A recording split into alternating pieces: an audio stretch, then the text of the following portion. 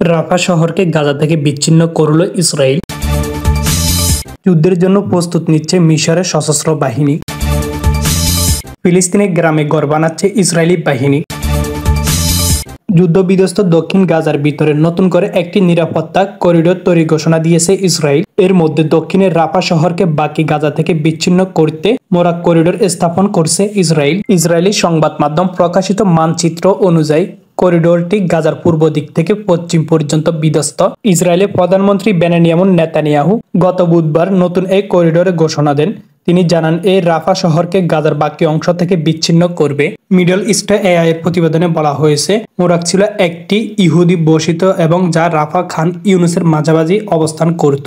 Netanyahu ইঙ্গিত দিয়েছেন করিডোরটি এই দুই শহরের মধ্য দিয়ে যাবে। শনিবার ইসরায়েলি সেনাবাহিনী জানিয়েছে, দক্ষিণ গাজার নতুনভাবে গঠিত একটি নিরাপত্তা করিডোর তাদের 36তম মিশনে সেনাদের মোতায়েন করা হবে। তবে করিডোরটি ঠিক কোথায় এবং কত সেনা মোতায়েন করা হয়েছে তার বিষয়ে তাৎক্ষণিকভাবে কোনো নিশ্চিত তথ্য পাওয়া যায়নি। এদিকে গাজার বিভিন্ন জায়গায় ইসরায়েলি বোমা হামলা অব্যাহত রয়েছে। গত 24 ঘন্টায় সাংবাদিক, শিশুসহ অন্তত 46 জন ফিলিস্তিনি নিহত হয়েছেন। যুদ্ধের জন্য প্রস্তুত মিশরের সশস্ত্র বাহিনী। ফিলিস্তিনি স্বাধীনতাকামী গোষ্ঠী হামাস এবং মিশরের সশস্ত্র বাহিনীর সম্পর্কে দেশটির কৌশলগত বিশেষজ্ঞ মেজর জেনারেল ডক্টর শামির ফারাগের এক বক্তব্য সামাজিক যোগাযোগ মাধ্যমে ব্যাপক আলোচনার জন্ম দিয়েছে।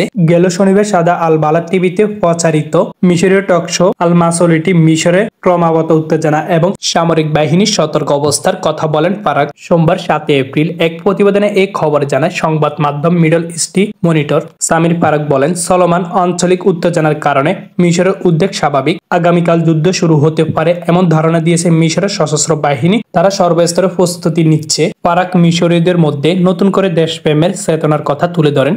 তিনি বলেন, ঈদুল ফিতরের সময় নাগরিকদের কাছ থেকে সামরিক সেবায় স্বেচ্ছাসেবক হওয়ার আহ্বান ত্যাগ এবং জাতীয় কর্মত্বের একটি স্বাভাবিক অনুভূতির দিকটি প্রতিফলিত করে। ফিলিস্তিনের পুনরুজ্জীবিত করার ক্ষেত্রে হামাসের ভূমিকা কথা উল্লেখ করে ফারাগ বলেন, এর তুলনা করেন আলজেরিয়ার স্বাধীনতা সংগ্রামের সাথে। মিশরের প্রতি নমনীয় হিসাবে বর্ণনা করে হামাসের প্রশংসা করে ফারাগ, বিশেষ করে গাজা যুদ্ধ পরবর্তী শাসন ব্যবস্থার প্রস্তাবে সম্মান হওয়ার জন্য। তিনি ভবিষ্যতের আলোচনা আরও নমনীয় হামাসকে হওয়ার আহ্বান জানান।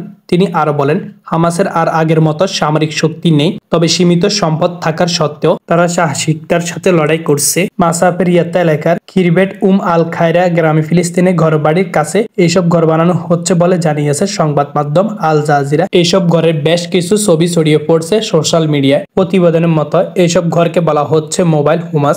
ইসরায়েলের অধিকৃত পশ্চিম তীরের দক্ষিণ প্রান্তে এইসব ঘর বানাতে যন্ত্রাংশ নিয়ে যায় আর সেখান থেকে মালামাল নামিয়ে দ্রুত বানিয়ে ফেলা হয় ঘর। বাড়িগুলো থেকে কয়েক মিটার দূরে মোবাইল হোম স্থাপন করা হয়েছে। স্থানীয় সংবাদ মাধ্যম অনলাইনে পোস্ট করা ছবিতে দেখা গিয়েছে ট্রেন ট্রাকগুলোতে এলাকায় কন্টেনার পরিবহন করছে। বিবিসির প্রতিবেদন মতে 5 দশকের বেশি সময় আগে জর্ডানের কাছ থেকে পশ্চিম তীর দখল করার পরে সেখানে বসতি স্থাপন করে ইসরায়েল। তারপর থেকে ক্ষমতা আসা প্রতিটা সরকার সেখান থেকে ক্রমবর্ধমান বসতি সম্প্রচারের অনুমতি দিয়েছে।